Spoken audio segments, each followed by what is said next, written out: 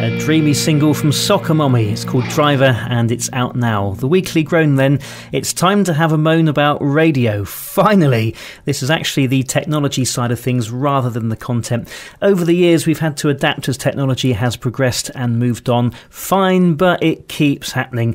To listen on conventional radio there was AM, and there still is to an extent, or medium wave and long wave. Then we had to buy FM radios, then DAB or digital radio.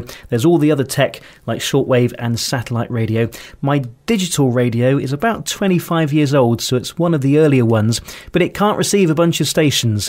Why? Because technology has apparently got better. With DAB there's the original way of broadcasting, and I thought that would be the end of it, but there's the newer DAB Plus, which a lot of stations use to broadcast. Mine doesn't receive Plus, and there's no way around it. You can't upgrade it or anything, hence why I can't listen to several stations. Eventually, no doubt, all stations will move to the newer way of broadcasting. The old school transmitters will be switched off, and radio, that one will become useless. It will make a nice museum piece, I suppose.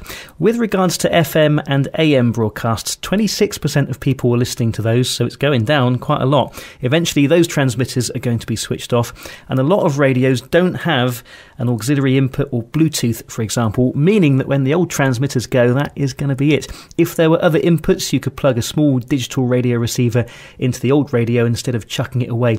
This was one aspect from the digital TV switchover from years back. At least with most old tellies, even though the analog signal was gone, you could plug in a Freeview box and then you could still watch something, so there was less electronic waste. Again, with old radios, you've got limited or no options to keep on listening, thus you've got to buy a new one.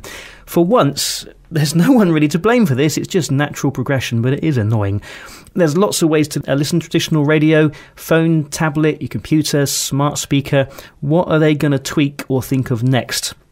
Hopefully nothing, so I can keep some of my kit working.